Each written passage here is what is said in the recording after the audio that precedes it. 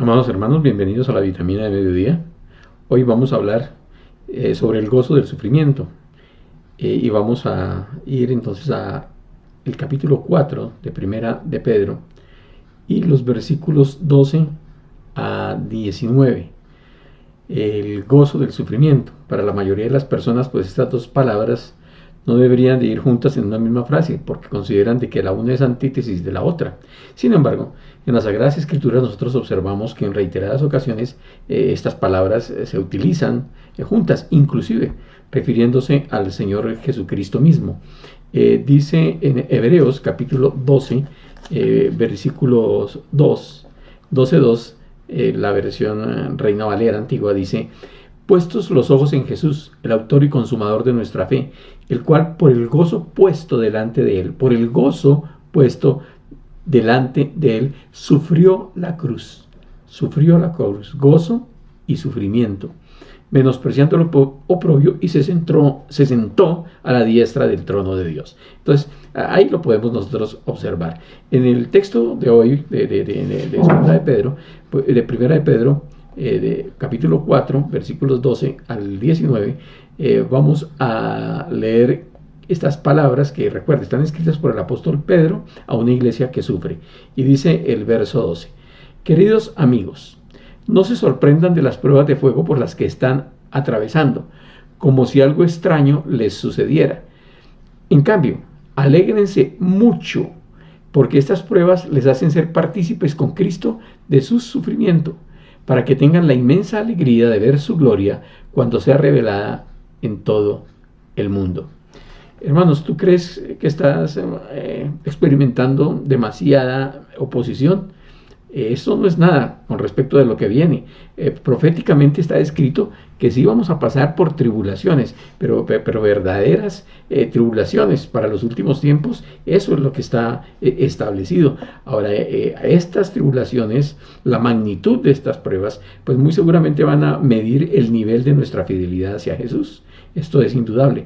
Por el otro lado, pues aquí el apóstol Pedro nos está invitando a que nos alegremos en medio de las pruebas, que estas pruebas, dice, en alguna manera pues nos dan la posibilidad, la oportunidad de identificarnos con el Señor Jesucristo, así como Él en su momento también se ha identificado con nosotros. Ahora, podemos invertir nuestra vida de diversas maneras, hermano. Claro, nuestras vidas son contaditas, son limitadas, son muy breves, pero las podemos invertir en los intereses del reino de Dios. Dice aquí, versículo 14: si los insultan porque llevan el nombre de Cristo, serán bendecidos, porque el glorioso Espíritu de Dios reposa sobre ustedes. Claro, es muy difícil, hermanos, sentirse bendecidos cuando uno está sufriendo pedradas, ¿sí?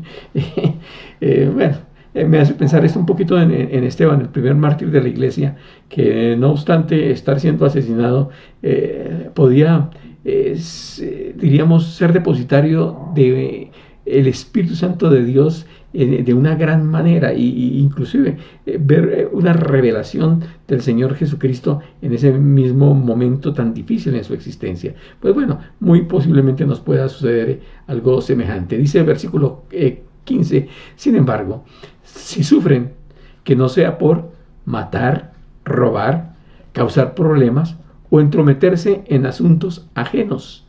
En cambio, no es nada vergonzoso sufrir por ser cristianos. Hermanos, si nosotros estamos sufriendo precisamente por este tipo de cosas, por matar, robar, causar problemas, por metiches, por estar donde no debemos estar, por participar de donde no debemos estar participando, pues aquí, ¿qué es lo que nos está sugiriendo? Pues si este es el caso, lo que tenemos que hacer es arrepentirnos y apartarnos de estas cosas, dejar de chillar y más bien sacar el cuerpo de estas cosas.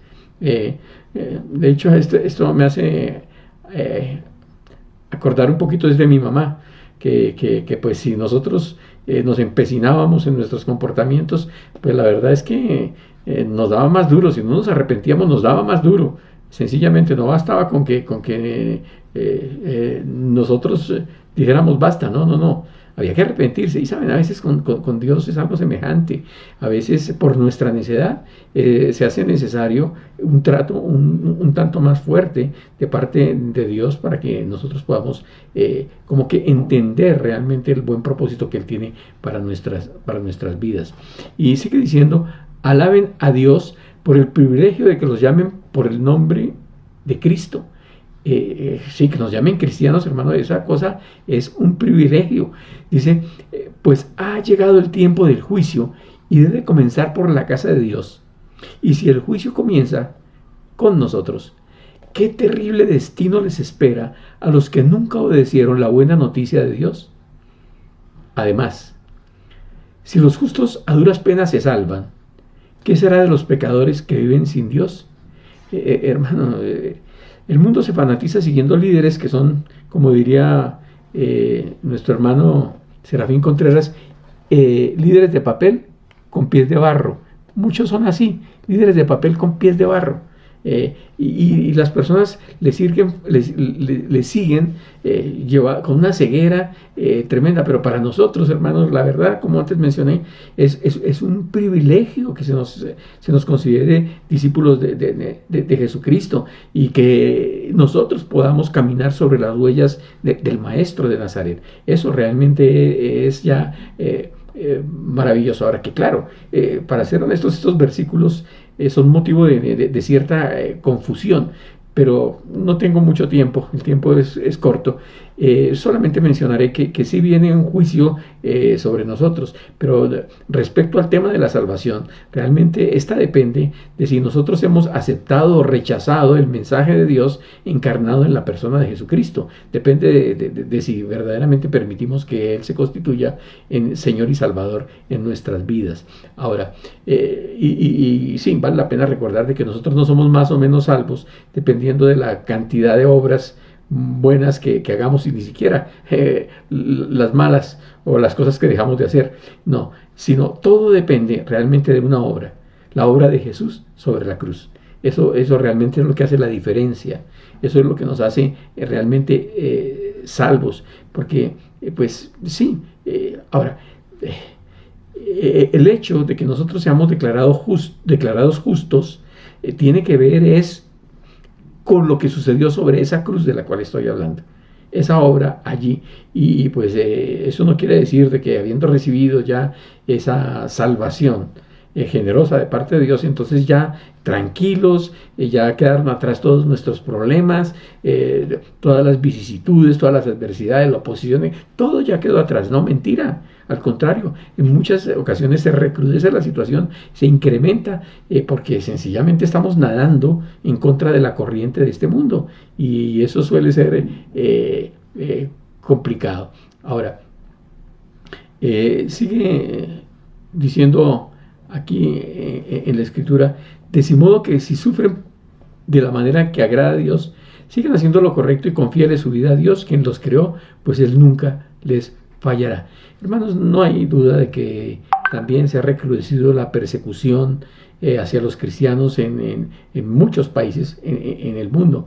Y pues recordemos que nosotros tenemos tenemos una familia misionera que está nuevamente saliendo al campo y pues hacia uno de los países en donde esa persecución es más grave en todo el mundo. No nos olvidemos de estarles permanentemente apoyando a los que se declaran amigos por Asia y corren riesgos precisamente por ese hecho. Y dice entonces aquí que Él nunca nos fallará. ¿Saben? Esto fue lo que experimentaron los primeros discípulos de Jesús.